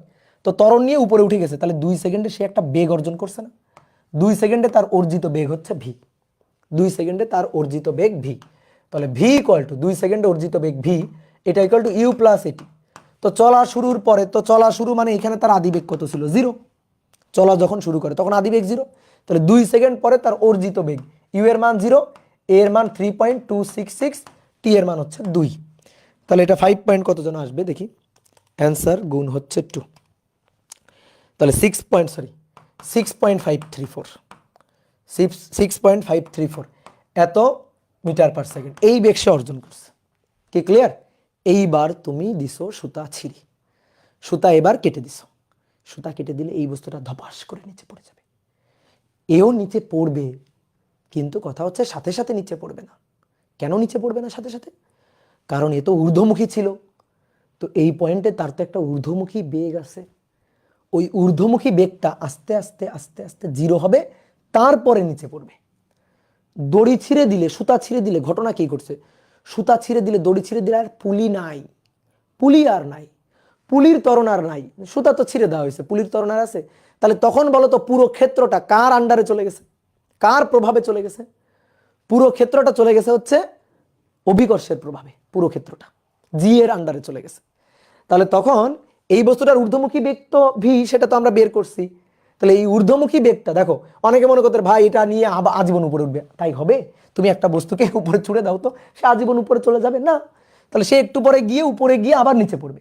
তাহলে তার এই যে বেগটা, এটা 6.5, ধরো একটু পরে আস্তে আস্তে 6 হবে, 5 হবে, 4 হবে, 3 হবে, 2 হবে, 1 হবে, 0 হবে।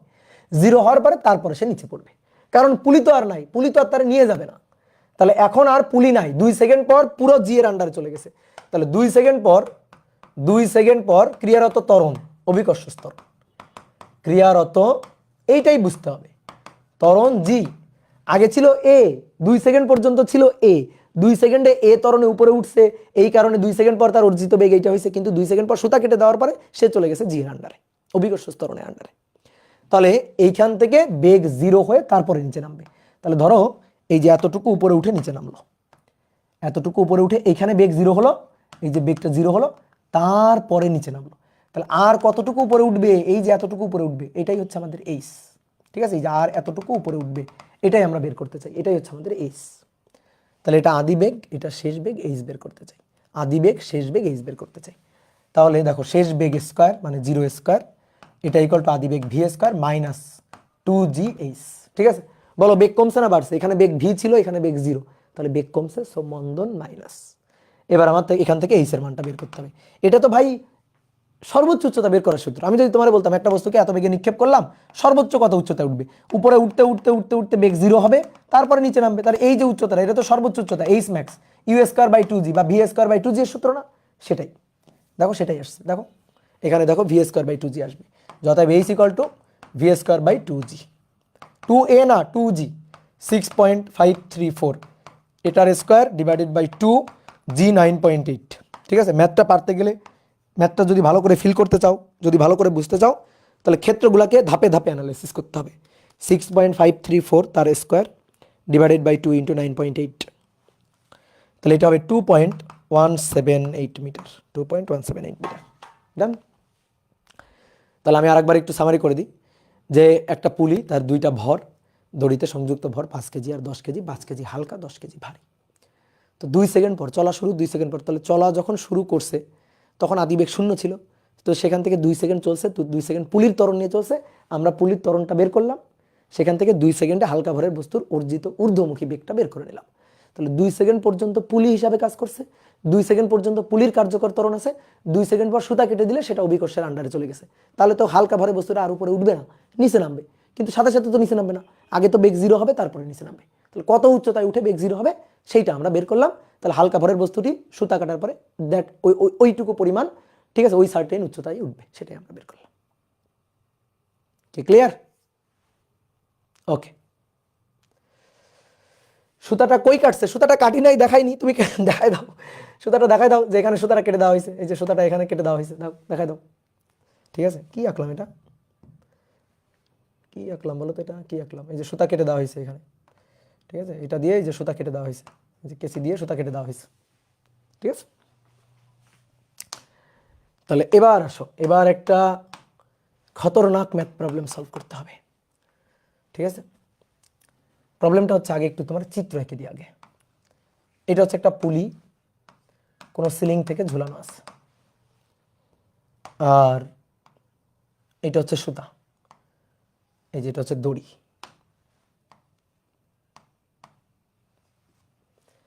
ঠিক আছে, এইবার এই দড়ির সাথে এখানে সংযুক্ত একটা ভার, বিশাল ভারী একটা বস্তু, এই ভারী যে বস্তুটা, এই বস্তুটা এটা হচ্ছে 60 কেজি, এটা 60 কেজি ভারী বস্তু যুক্ত, আর এই দড়িটা বেশ মোটামুটি অনেক লম্বা একটা দড়ি। ঠিক আছে, মোটামুটি অনেক লম্বা একটা দড়ি। তো এইবার চিন্তা করো, তোমার একটু বাংলা সিনেমার গল্প শোনাই। তো মনে করো এই যে এটা হচ্ছে ভূমি, এটা হচ্ছে ভূমি। তো তুমি দেখবা ওই বাংলা সিনেমার লাস্টের দিকে, সব বাংলা সিনেমায় বলতে গেলে আগের দিকের বাংলা সিনেমা যেগুলো, সব লাস্টের দিকে, লাস্টের সিন হচ্ছে নায়ক নায়িকার ফ্যামিলির সবগুলারে তুলে নিয়ে, ভিলেন নিয়ে এইভাবে বান্দরের মতো ঝুলায় রাখছে বেঁধে। তারপরে মনে করো নায়ক গিয়ে একটা কাচের দরজা থাকবে, ওইটা দিয়ে বাইক চালায় গিয়ে ভেঙে চুরে গিয়ে সামনে যাবে, গিয়ে একটু ঢিসুম ঢাসুম করবে, হ্যাঁ, তারপরে সবাইকে উদ্ধার টুদ্ধার করে নিয়ে আসবে, তাই না? এরকম হয় না? তো মনে করো সব এরকম ভাবে বাঁদর, এইভাবে বাঁদরের মতো ঝুলাই রাখার তো দরকার নেই, একটু ক্রিয়েটিভ কিছু একটা করবে। তো মনে করো ভিলেন কি করছে, ভিলেন কি করছে, নায়িকারে ধরে এইখানে বেঁধে রাখছে, এই হচ্ছে নায়িকা, এই নায়িকারে ধরে এখানে বেঁধে রাখছে, আর এই নায়িকার মাথার উপরে একটা ভার ঝুলাই দিছে, এই ভারটা হচ্ছে 60 কেজি। ঠিক আছে, 60 কেজি ভার ঝুলানো আছে, ভার ঝুলানোর পরে এই মনে করো একটা দড়ি, এই দড়ি এইখানে কোথাও একটা বাধা আছে। ঠিক আছে, এইবার মনে করো নায়ক আসছে, ঢিসুম ঢাসুম দিচ্ছে সবাইকে। এবার তখন ভিলেন কি করছে, এই দড়িটা দিছে কেটে, এই দড়ি এখানে বাধা ছিল, দড়ি কেটে দিছে। যখনই দড়ি কেটে দিছে তখন মনে করো নায়ক অনন্ত জলিল সাহেব, হ্যাঁ, জায়েদ খানের নিয়ে আর বলবো না, জায়েদ খানের নিয়ে বললে মানুষজন থ্রেট দেয়, তো এখন অনন্ত জলিলের নিয়ে বলবো। তো অনন্ত জলিল দৌড়ে এসে এই যে দড়ি, এই দড়ি ধরে ঝুলে পড়ছে, এই যে দড়ি, এই দড়ি ধরে ঝুলে পড়ছে অনন্ত জলিল। তাহলে আমাদের স্যার অনন্ত জলিল এই দড়ি ধরে ঝুলে পড়ছে। এবার কি হবে, তার তো টার্গেট নায়িকারে বাঁচানো, তার টার্গেট কি, নায়িকারে বাঁচানো। তার মানে এই 60 কেজির নিচে পড়তে দিবে না, 60 কেজির নিচে পড়তে দিবে না।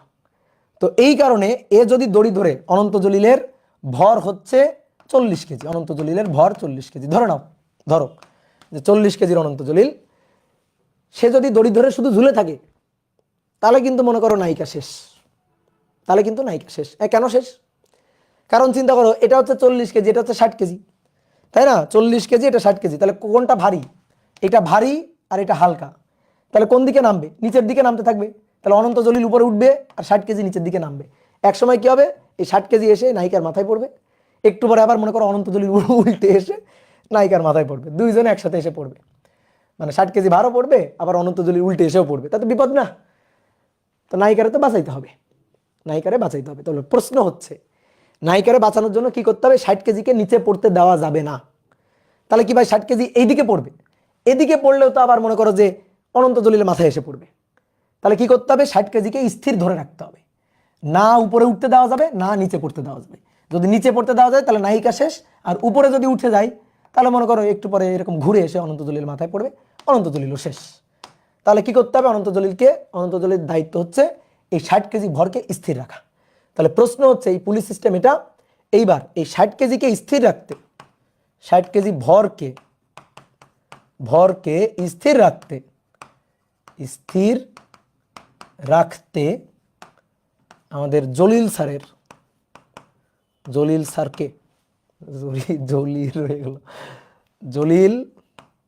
স্যারকে কত তরণে দড়ি বেয়ে উঠতে হবে? দড়ি বেয়ে উঠতে হবে, এটা হচ্ছে আমাদের প্রশ্ন। ঠিক আছে, জলিল স্যারকে কত তরণে দড়ি বেয়ে উঠতে হবে, এটা আমাদের প্রশ্ন। তো চলো আমরা শুরু করি, হিসাব নিকাশ করি। তাহলে কি হচ্ছে? এইটাকে স্থির রাখতে হবে। তাহলে দেখো এর উপর ক্রিয়ারত বল, দেখো নিচের দিকে এর উপর ক্রিয়ারত বল, তাহলে নিচের দিকে এর উপর ক্রিয়ারত বল হচ্ছে 60 জি। বোঝো, এই জি মানে কিন্তু গ্রাম না। এই 60 যদি m1 হইতো তাহলে আমরা লিখতাম না m1 জি, তো সেই m1 এর মানই হচ্ছে 60। তাহলে এটা কিন্তু গ্রাম না, আমি আবারও বলছি এটা কিন্তু গ্রাম না। তাহলে 60 জি, দড়ি দিয়ে বাঁধা আছে, তো তাহলে দড়িতে একটা টান বল আছে, তো দড়ির টান বল কোন দিকে? উপরের দিকে, টি। এবার বলো 60 কেজি উপরে উঠছে না নিচে নামছে? বলো 60 কেজি উপরে উঠছে না নিচে নামছে? বলো। স্থির আছে, হ্যাঁ স্থির থাকলে বলো, 60 কেজি যদি স্থির থাকে তাহলে 60 কেজি স্থির থাকলে কি লিখতে পারি? 60 কেজি যদি স্থির থাকলে আমরা কি লিখতে পারি? টি এবং 60 জি, উপরের দিকে টি আর নিচের দিকে 60 জি। তাহলে স্থির থাকা মানে এইটার লব্ধি শূন্য। দ্যাট মিনস স্থির থাকলে টি সমান সমান 60 জি। বলো লিখতে পারি কিনা? টি সমান সমান 60 জি। Okay good.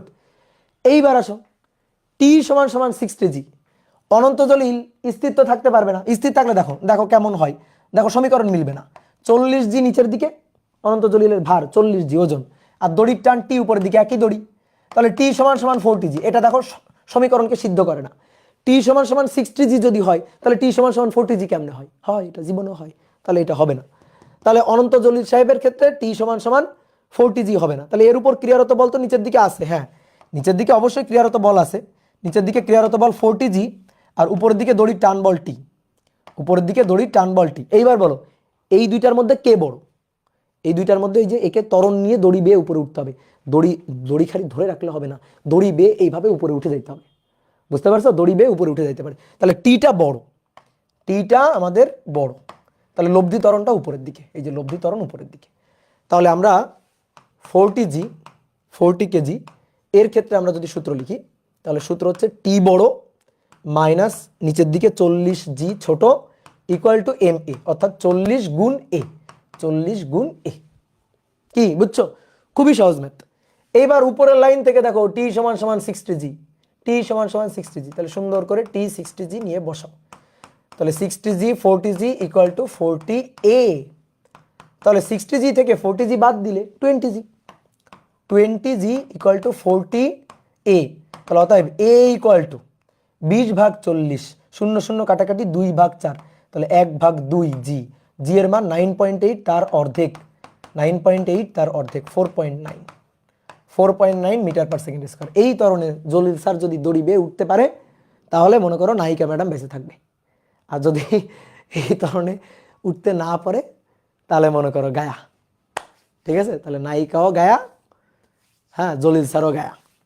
ঠিক আছে, এমডি সাকিবুল ইসলাম বলছে আবার তুমি কালকে এই মুভি করবা, বুঝলা?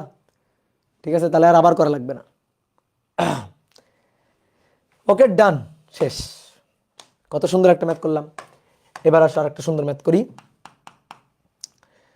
হালকা ভরের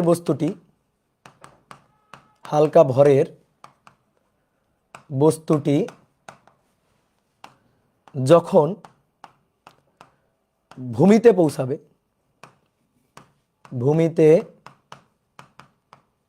পৌঁছাবে, সরি হালকা বলতেছি, ভারী ভারী ভারী, sorry sorry sorry sorry sorry sorry ভারী ভরের বস্তুটি যখন ভূমিতে পৌঁছাবে তখন হালকা ভরটির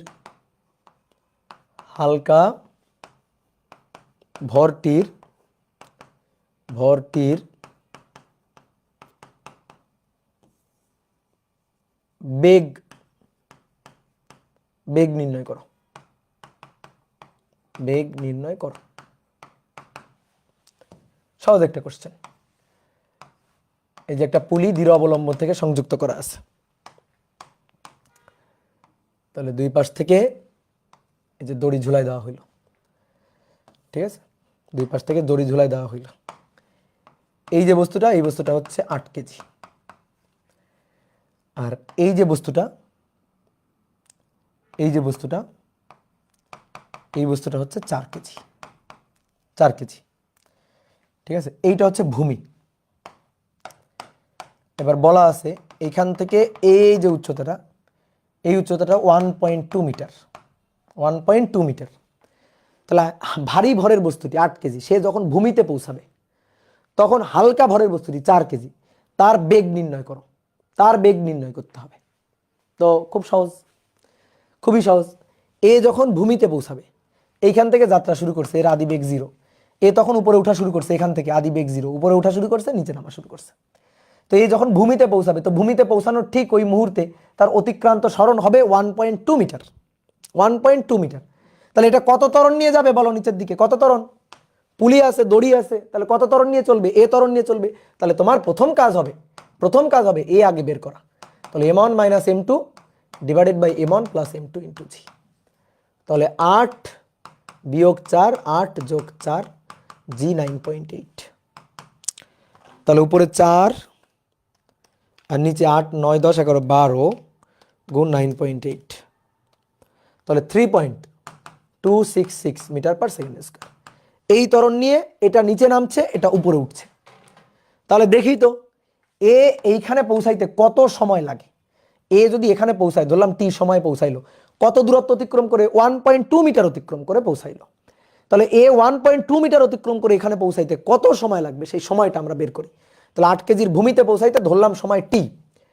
তাহলে ভূমিতে পৌঁছাইলে সে কত দূরত্ব অতিক্রম করবে? 1.2 মিটার দূরত্ব অতিক্রম করবে স্থির অবস্থা থেকে। তাহলে এস ইকুয়াল টু বা এইচ ইকুয়াল টু ইউটি, কার জন্য? 8 কেজির জন্য, 8 কেজি এর জন্য। তাহলে H equal to UT plus half AT square. তো এইখানে বসবে হাফ এ টি স্কোয়ার। তো ইউ হচ্ছে 0।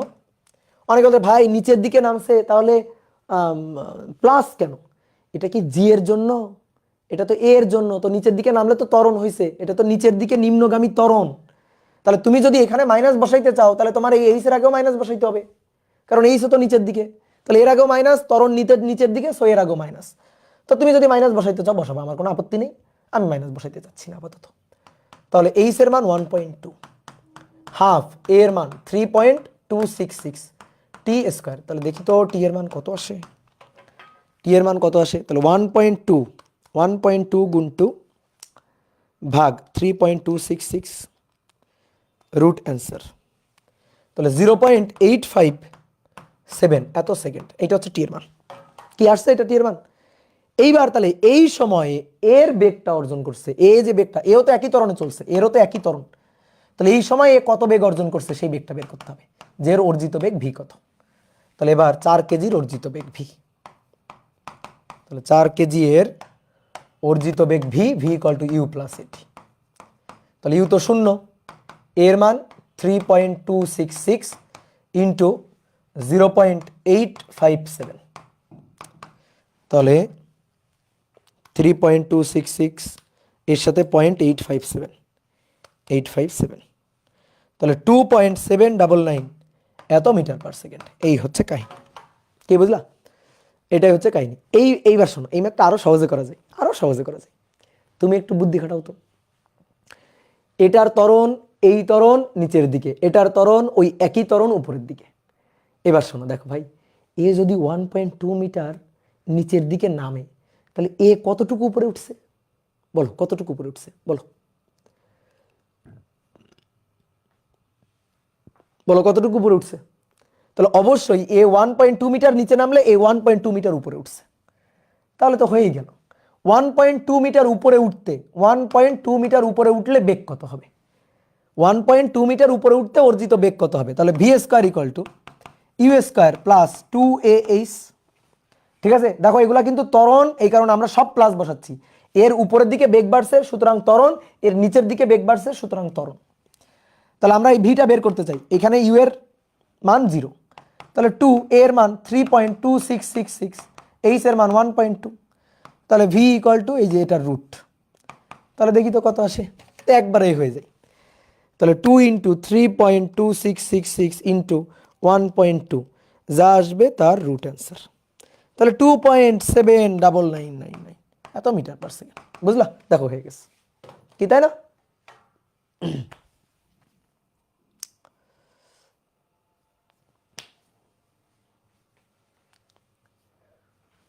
প্র্যাকটিস শিটে একটা প্রবলেম দেখছিলাম, একজন মানুষ খাঁচার মধ্যে রোপ ধরে পুলিশ সাথে ঝুলে আছে, ওইটা সলভ করে দেন, ওটা দিব পরে।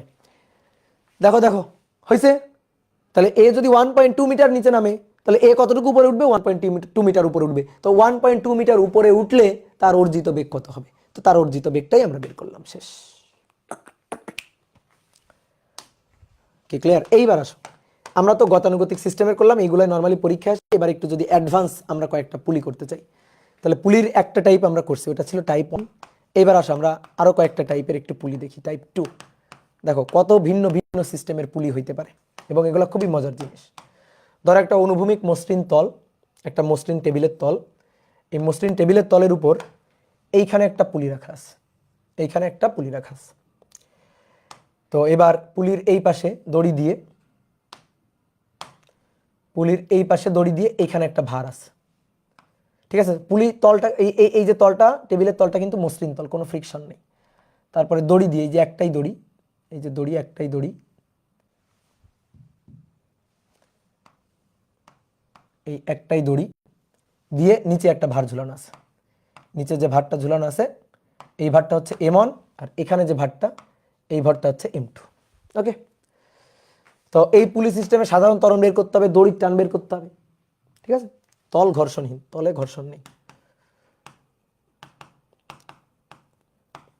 এই পুলি সিস্টেমে সাধারণ ত্বরণ বের করব, দড়ির টান বের করবো। আসো, তাহলে খুবই সহজ জিনিস, যে নিয়ম তোমরা শেখাইছি। তাহলে এটা M1G, এর উপর দড়ির টান উপরের দিকে, তাহলে দড়ির যে টান বল, এই টান বলটা T। ওকে, এইবার আসো এর উপর চিন্তা করো, এর ওজন কোন দিকে? এর ওজন নিচের দিকে, M2G। ওকে, এর ওজন নিচের দিকে, M2G। দড়ি আছে না? দড়ি আছে তো। তাহলে বলো, এই বস্তু যখন নিচের দিকে নামতে থাকবে তখন এইটারে দড়ি এদিকে টানবে না? তাহলে এর উপর দড়ির টান বল এদিকে, দড়ির টান বল T। কেন T? কারণ এই দড়ি একই দড়ি, সুতরাং টান সেম। যতক্ষণ দড়ি একই ততক্ষণ টান সেম থাকবে। তাহলে আমি এখন M1 এর জন্য যদি সূত্র লিখতে চাই, M1 ভরের বস্তুটার জন্য যদি সূত্র লিখতে চাই, তাহলে M1 এর জন্য নিচের দিকে নামতেছে, তাহলে এটা বড় এটা ছোট, তাহলে M1G minus T equal to M1A, সমীকরণ নম্বর 1। ওকে, এর জন্য যদি আমরা সূত্র লিখতে চাই, এর জন্য M2 এর জন্য, ভালো করে খেয়াল করবে এবার, M2 এর জন্য, M2 এর জন্য সূত্র লিখতে চাই, তাহলে এইদিকে কত? T। ঠিক আছে, এর উপর আরো একটা বল আছে, সেটা হচ্ছে অবিলম্বিক প্রতিক্রিয়া বল, সেটা তলের লম্ব বরাবর উপরের দিকে। আর সমান সমান M2G, আর সমান সমান M2G। কেন? কারণ না বস্তু হাওয়ায় উড়ে গেছে, না বস্তু টেবিলের মধ্যে ঢুকে গেছে। তাহলে উপরের বলটা M2G, আর উপরের বলটা আর নিচের বলটা M2G, এই দুইটা পরস্পর সমান, তাই R2 ইকুয়াল টু M2G। ওকে, তাই R2 ইকুয়াল টু M2G, তাহলে উপরের, তাই R ইকুয়াল টু M2G, তাহলে R সমান সমান M2G। এইবার আসো দেখো, এই বস্তুর উপর এইদিকে টান বল T, এইদিকে কি কেউ আছে? নেই, এইদিকে কেউ নেই। তাহলে এইদিকে টান T, ওদিকে কেউ নেই, ওদিকে যে আছে সে 0। তাহলে এর জন্য যদি আমরা সূত্র লিখি, কি লিখবো? টি ওইদিকে কেউ নেই, গতি বরাবর ওইদিকে কেউ নেই, জিরো, তাহলে সমান সমান m2 a। এই হচ্ছে আমাদের সমীকরণ নম্বর 2। তাহলে এই দুইটা সমীকরণ কি করতে ইচ্ছা করে? যোগ করতে ইচ্ছা করে।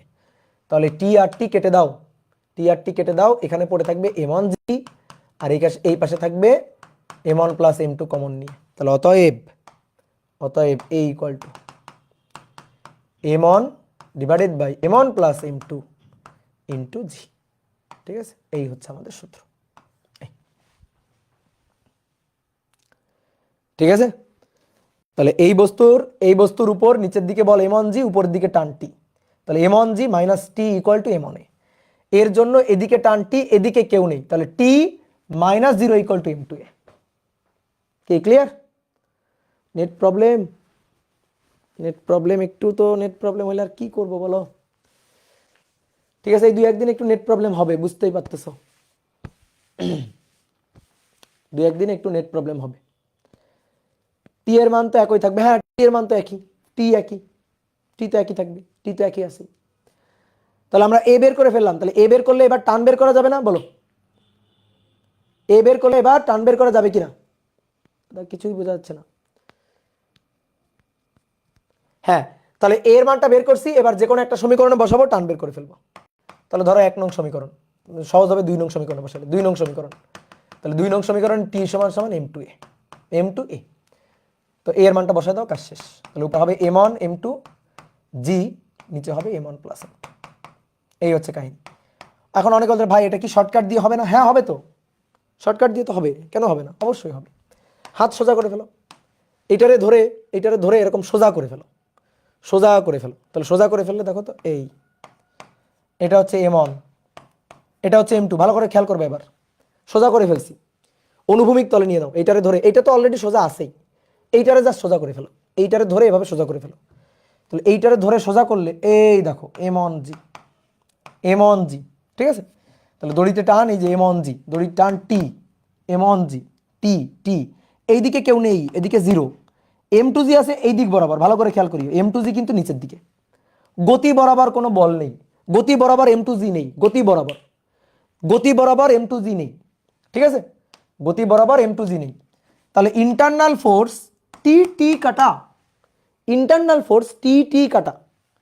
ফোর্স টি আর টি বাদ।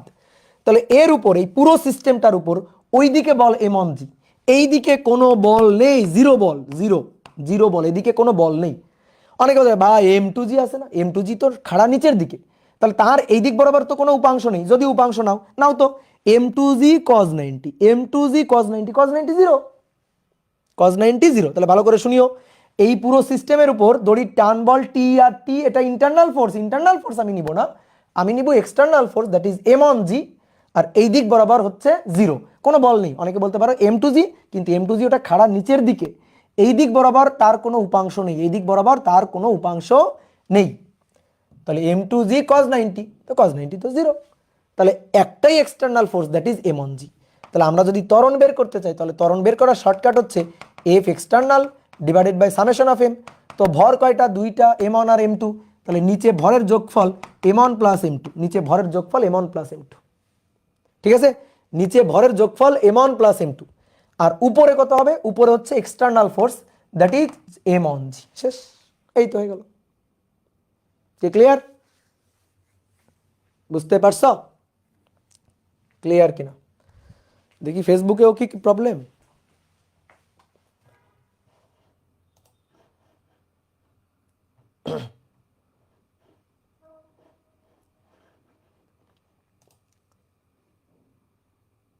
ফেসবুকেও সেম।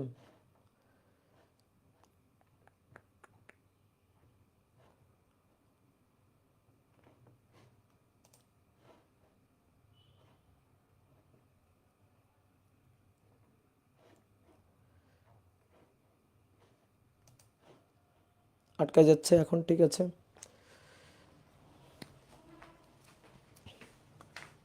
ওকে, তাহলে আমরা এই যে একটা ম্যাথ করে ছেড়ে দিচ্ছি। দেখো একটা ম্যাথ করবা,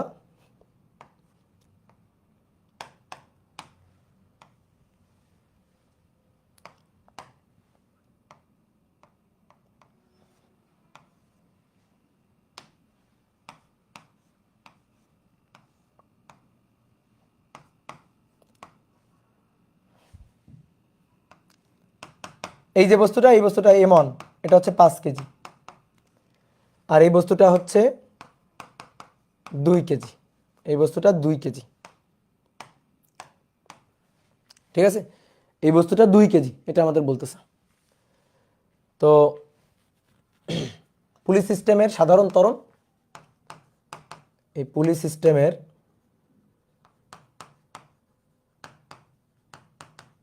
সাধারণ ত্বরণ আর দড়ির টান বের করতে হবে, সুতার টান বের করতে হবে। করো, সুতার টান বের করতে হবে, করো, ম্যাথ করো, জাস্ট সূত্র খাটানো। একটু আগে যে তুমি সূত্রগুলা শিখলাই, যে এ আর টি, সূত্রগুলা খালি বসানো। তাহলে এ ইকুয়াল টু কি হবে, M on G divided by M on plus M two, ঠিক আছে? তাহলে এম অনের মান 5, জি এর মান 9.8, আর নিচে 5 যোগ 2, 5 যোগ 2, তাহলে 5 গুণ 9.8 ডিভাইডেড বাই 5 যোগ 2, তাহলে 7 মিটার পার সেকেন্ড স্কোয়ার। ওকে, 7 মিটার পার সেকেন্ড স্কোয়ার। দড়ির টান টি, টি ইকুয়াল টু কি, টি ইকুয়াল টু এই যে টি ইকুয়াল টু ছিল এম টু এ, তাহলে এ এর সাথে এম টু গুণ, অর্থাৎ উপরে m one m two g আর নিচে m on plus M two. Okay, তাহলে আসো, উপরে এম অনের মান 2, এম অনের মান 5, এম টু এর মান 2, নিচে 5 যোগ 2 আর জি 9.8, তাহলে আসো 5 গুণ 2 ডিভাইডেড বাই 5 যোগ 2 গুণ 9.8, তাহলে 14 নিউটন। 14 নিউটন কি, ঠিক আছে? ক্লিয়ার? তাহলে যেহেতু নেট সমস্যা, এখন ক্লিয়ার? দাদা আরো পড়ান, এখন ক্লিয়ার আছে? পড়াবো আরো? হ্যাঁ ক্লিয়ার। নয়তো একটা কাজ করি, তোমাদের হোমওয়ার্ক দিয়ে দিই, তোমরা বাসায় একটু ভাববা এগুলো নিয়ে, তারপরের দিন আমি এগুলার সলভ দিয়ে দিব দ্রুত। আমি কয়েকটা পুলি সিস্টেম এঁকে দিচ্ছি, তোমরা কি করবা, এই প্রত্যেকটা পুলি সিস্টেমের ত্বরণ আর দড়ির টান নির্ণয় সূত্র হিসাব করবা। এবার একটা টেবিলের উপর 2টা পুলি বসানো আছে, এখানে একটা ভার, এইখানে একটা ভার, এই যে দড়ি, এই পাশে একটা ভার, এই পাশে, এই পাশেও আর একটা পুলির উপর দিয়ে এই পাশেও আর একটা ভার। তাহলে এটা এম অন, এটা এম টু, এটা এম থ্রি। ওকে, এটার জন্য এ বের করবা, দড়ির টান টি বের করবা। তো এখানে কিন্তু 2টা দড়ি, এইখান থেকে এই পর্যন্ত একটা দড়ি, তাহলে এই দড়ির টান টি ওয়ান, এইখান থেকে এই পর্যন্ত একটা দড়ি, এই দড়ির টান টি টু, তাহলে টি ওয়ান বের করতে হবে, এ বের করতে হবে, টি টু বের করতে হবে। এটার জন্য হিসাব করবা। আর একটা হচ্ছে হেলানো তল, এই যে একটা হেলানো তল।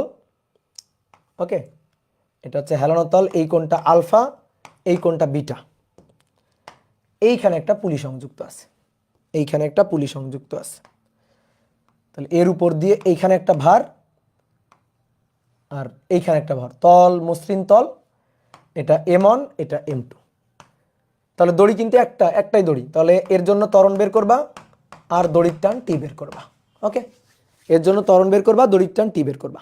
তাহলে এইটা হচ্ছে তোমাদের হোমওয়ার্ক, তোমরা সূত্রগুলা নিজেরা ভাববা, এগুলো হচ্ছে হোমওয়ার্ক। ঠিক আছে, তোমরা করে নিজে ট্রাই করবা, করে তারপর ডিসকাশন গ্রুপে দিবা।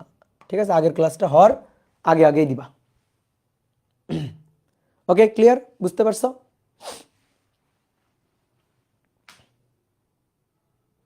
এই 2টা হচ্ছে তোমাদের কাজ।